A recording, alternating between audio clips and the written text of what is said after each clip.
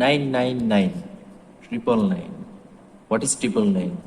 999-এ phone দিয়ে শুধু police ডাকে, যখন 999 থেকে ফোন আসবে তখন জাহান্নামে দৌড় দিতে হবে, চুলের অগ্রভাগ ধরে জাহান্নামে নিক্ষেপ করবে।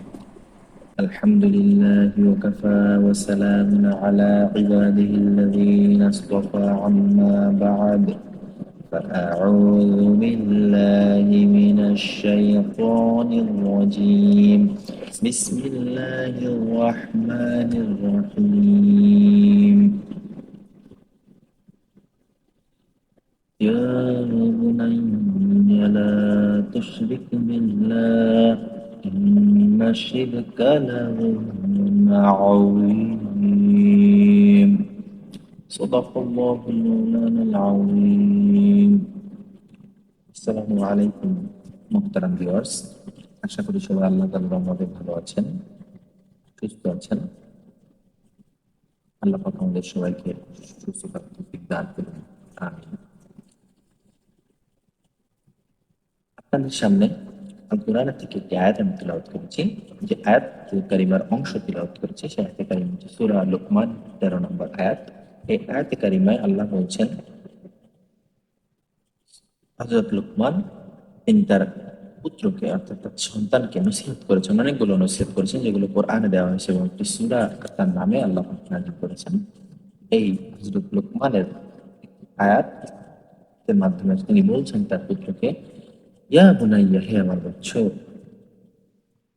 লা তুশরিকু বিল্লাহ, শিরক করো না। ইন্না শিরকা লাযুলমুন আযীম, নিশ্চয় শিরক সবথেকে বড় জুলুম।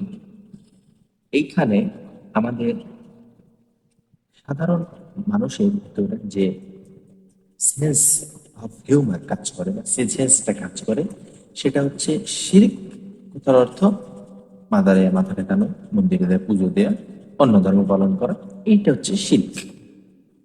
কিন্তু বেসিক্যালি অর্থাৎ বেসিকলি ফার্স্ট অফ অল শিরক অর্থাৎ আল্লাহ তাআলার সাথে অংশীদারিত্ব সাব্যস্ত করা, এই কথাটার মানে হচ্ছে শিরক। এবং এই কথাটা কিভাবে হতে পারে? শিরক আপনার চিন্তা ভাবনা হতে পারে, শিরক আপনার কথায় হতে পারে, শিরক আপনার কাজে হতে পারে।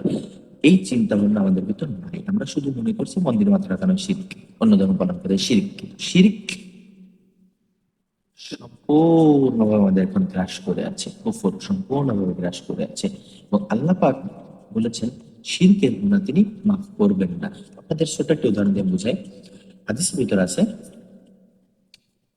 একজন গুনাহগার মুমিন অর্থাৎ একজন মুসলমান যার আমলনামায় শিরক নাই, পাহাড় পরিমাণ গুনাহ, অন্য অনেক গুনাহ আছে, সুদের গুনাহ আছে, কুফরের গুনাহ আছে, তারপরে আপনার শিরক ব্যতীত অন্য সকল জেনার গুনাহ আছে, অনেক গুনাহ আছে, পাহাড় পরিমাণ পাহাড় পরিমাণ গুনাহ তার আছে। এই গুনাহ নিয়ে যদি সে আল্লাহ পাকের সামনে দাঁড়ায়, অর্থাৎ এটা কিয়ামত দিনের কথা, বিচার দিনের কথা বলা হচ্ছে, দাঁড়ায়, আল্লাহ পাক পাহাড় পরিমাণ ক্ষমা নিয়ে, অর্থাৎ তার থেকে গুনাহ যত তার থেকে অনেক পরিমাণ ক্ষমা নিয়ে তার সামনে উপস্থিত হবেন এবং তাকে মাফ করে দিবেন।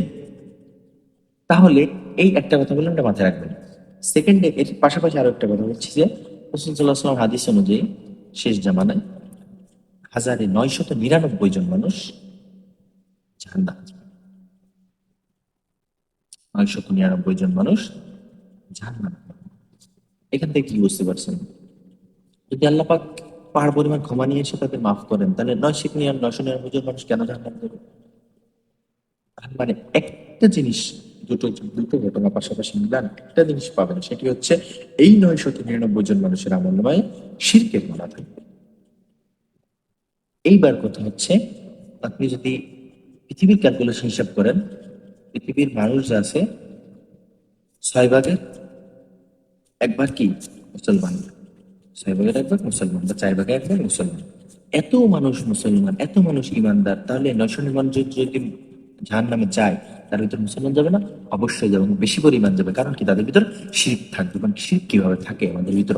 অন্তর্নিহিত ভাবে থাকে, কনসিস্টেন্ট থাকে আমাদের ভিতর, কনসিস্টেন্ট থাকে শিরক। শিরক ছাড়া আমরা নাই, এমন একটা পরিস্থিতি চলে আসছে। হাদিস আছে আর রিয়াউন শিরকুন, রিয়া শিরক। রিয়া, রিয়া জিনিসটা কি? রিয়া জিনিসটা কি আমরা অনেকেই জানি না, এটা জানা উচিত। রিয়া জিনিসটা হচ্ছে লোক দেখানো ইবাদত। ইবাদত প্রতি আপনি ওর যে কোনো কাজ লোক দেখানোর জন্য করেন, সেটা শিরক পড়বে না, বা সেটা প্রতি আল্লাহ পাক রাগ হবেন না। কিন্তু আল্লাহ পাকের জন্য যে ইবাদতটা করা হয় সেটার ভিতর যদি লোক দেখানো ভাব আসে, অর্থাৎ আপনি নামাজ পড়েন, আল্লাহ আকবার, আপনার আব্বা করে ঢুকছে, খুব সুন্দর ভাবে নামাজ পড়েন, সুন্দর করে আস্তে আস্তে রুকু সিজদা করেন, আপনার আব্বা চলে গেল, আবার রুকু সিজদা চলে চলে গেল। আর এই যে আপনি খুশু খুজু দেখালেন, এটা কার? আল্লাহ তাআলার ভয় দেখালেন? অবশ্যই না, আপনার আব্বা আসছে তাকে দেখানোর জন্য দেখালেন। এইটা হচ্ছে ক্রিয়া বা লোক দেখানো অভ্যাস। অথবা আপনি মসজিদে গেছেন, অনেক লোক আপনার ভালো বলবে, এই জন্য আপনি ভালো পাঞ্জাবি বা পাগড়ি পরে গেছেন, সুন্নাত তাদের উদ্দেশ্যে আপনি যাননি, পাগড়ি পরেননি, তো এটা কি? লোক দেখানো। আর এটাই আছে রিয়াও শিরক, রিয়াও শিরক, তাহলে এটাও শিরক।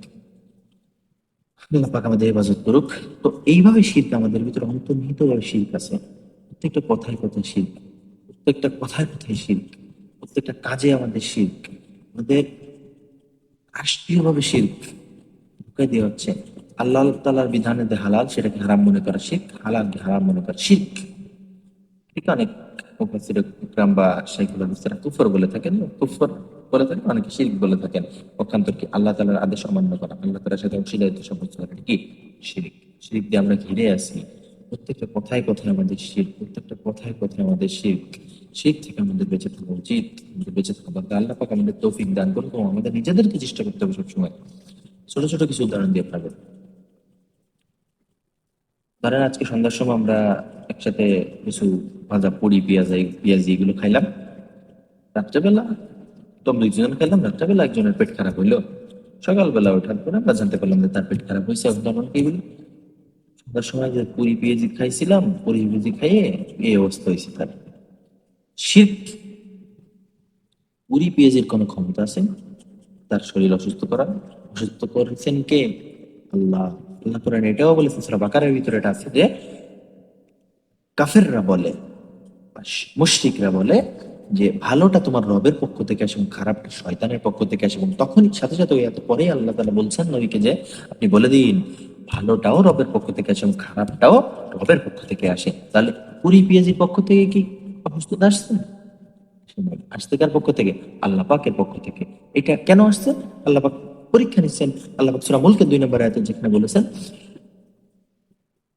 আল্লাযী খলাকাল মাউতা ওয়াল হায়াতা লিয়াবলুয়াকুম আইয়ুকুম আহসানু আমালা। অর্থাৎ আল্লাহ তাআলা জীবন মৃত্যুকে সৃষ্টি করেছেন এবং জীবন মৃত্যুর ভিতর যা কিছু দিচ্ছেন আল্লাহ তাআলা, সুস্থতা সকল কিছুকে সৃষ্টি করেছেন কিসের জন্য? আহসানু আমালা, আমলে কারা উত্তম এটা দেখার জন্য। অর্থাৎ আল্লাহ আপনার ধৈর্যের পরীক্ষা নিতে চান, আল্লাহ আপনার সহ্যের পরীক্ষা নিতে চান, আল্লাহ আপনার সন্তানকে নিয়ে পরীক্ষা নিতে চান, আল্লাহ আপনার পরীক্ষা নিচ্ছেন। এই পরীক্ষা নিচ্ছেন, এর ভিতরে আমরা যে কথাগুলো ব্যবহার করি, কথাগুলোর মাধ্যমে শিরক হয়, শিরক হয়, শিরক হয়, শিরক হয়, শিরক হয়। শিরক থেকে বেঁচে থাকা উচিত। এইটা করলে ওইটা হয়। আপনাদের আমি একটা বেসিক মূলনীতি দিয়ে দিই। এই এর জন্য এই হয়, বা এই করলি এই হয়, বা এই করলি এই হইছে, এরকম জাতীয় যত কথা আছে সকল কথা শিখ। দ্বিতীয় কথা, আরো একটা মূলনীতি দিয়ে দিই। অতীতে যে কাজগুলো সংগঠিত হয়ে গেছে, অর্থাৎ ধরেন আমি এই যে আপনাদের সামনে কথা বলতেছি, ধরেন না আমি 8 মিনিট কথা বলতেছি আপনাদের সামনে, প্রথম 2 মিনিটে আমি ভালো কথা বলতে পারি নাই, তো এখন আমার মনের ভিতর আসলো, দেখেন আমি তো মুখ দিয়ে বলছি না, ভাবনা বলছিলাম, চিন্তায় শীত পাই, আমার মনের ভিতর ভাবনা আসলো ওই 2 মিনিট যদি আমি একটু ভালো করে কথা বলতাম, 2 মিনিট যদি, বুঝেন ভালো করে, 2 মিনিট যদি একটু ভালো করে কথা বলতাম, আমার ভিডিওটা আরো সুন্দর হতো। কথা কি ভিডিও সুন্দর করার মালিক? ভিডিও সুন্দর করার মালিক কে? আল্লাহ। এই চিন্তা যদি আমি করি, শিরক, শিরকে জড়িত, আমি শিরকে লিপ্ত, আমি শিরকে লিপ্ত। কথা যদি আমি শিরকে লিপ্ত। যে মূলটিতে দিচ্ছিলাম সেটা হচ্ছে অতীতে যে কাজগুলো সংঘটিত হয়ে গেছে, 2 মিনিট 4 মিনিট আগে হোক, 2-4 বছর আগে হোক, বা যা হোক, যা হয়ে গেছে সেটা কি আল্লাহ পাক চাইছেন? আল্লাহ পাক আপনি পরীক্ষা নিছেন, বা আল্লাহ আপনি করছেন বা করেননি, যেটাই হোক, হয়তো করেননি বা করছেন, সেটা কি হয়ে গেছে? এই আল্লাহ পাক বিষয় রাখছিল তাকদীর। ইমানের 7টা বিষয়, লাস্ট বিষয় সেটা কি? তাকদীর। এই একটা বিষয়ে বিশ্বাসের অভাবে শিরকে পতিত হয় মানুষ, অল টাইম শিরকে পতিত হয়। এই যে লাস্টের বিষয়টা ছিল এটা কি? এটা হচ্ছে তাকদীরে বিশ্বাস। তো অতীতে যে কাজটা হয়ে গেছে সেটা সম্বন্ধে যদি সমালোচনা করেন, সে আল্লাহু আকবার, আল্লাহু আকবার, আল্লাহ আমাদের বেঁচে থাকার তৌফিক দান করুন।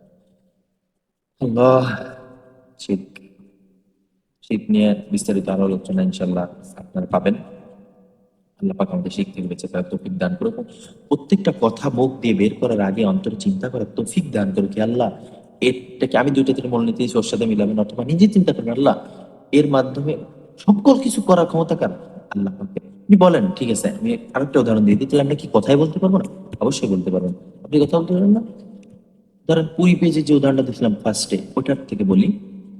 আগের দিন সন্ধ্যার সময় পুরি পেঁয়াজ খাইছিল, আল্লাহ পাক জানে কি দিয়ে কি হয়েছে, হয়তো শরীর খারাপ হয়েছে, আল্লাহ পাক চাইছে। এভাবে যদি আপনি কথা বলেন, আল্লাহর নাম যদি সেন্টেন্স নিয়ে ভিতর নিয়ে কথা বলেন, শিরিক থাকবে না। কারণ এখানে আপনি ক্ষমতার উৎস হিসেবে আল্লাহ পাককে উপস্থিত করতেছেন, এবং তারপরে পরিবেশের কথা বলতেছেন যে খাইছিল এটা আর কি, বাদ বাকি আল্লাহ জানে কি দিয়ে কি হয়েছে, বা আল্লাহ পাকের ইচ্ছা। এইভাবে যদি আপনি কথা বলেন, আপনার কথায় শিরিক নাই, শিরিক থাকলো না। মানে কথা হচ্ছে সিম্পলটা একটু কমপ্লেক্স করে বলতে হবে। সেই চিন্তা ভাবনা রাখতে হবে, সকল ক্ষমতার মালিককে আল্লাহ, সব কিছুতে আল্লাহ পাকের রহমত, আল্লাহ পাকের দয়া, আল্লাহ পাকের ইচ্ছা, এই কথাগুলো আপনি যদি ব্যবহার করতে পারেন ইউজুয়ালি কন্টিনিউয়াসলি, সেই থেকে বেঁচে থাকা ইনশাআল্লাহ সম্ভব। আল্লাহ পাক আমাদের সবাইকে শিখ থেকে বাঁচা তৌফিক দান করুক, এবং 999 জন মানুষ জাহান্নামে যাবে, জাহান্নামী মানুষ থেকে বেঁচে একজন জান্নাতি মানুষ তৌফিক দান করুক। ওয়াখির দাওয়ানা আলহামদুলিল্লাহি রাব্বিল আলামিন। আল্লাহ আমাকে তৌফিক দান করুন, আপনাদেরকে তৌফিক দান করুন। আসসালামু আলাইকুম ওয়া রাহমাতুল্লাহি ওয়া বারাকাতুহু।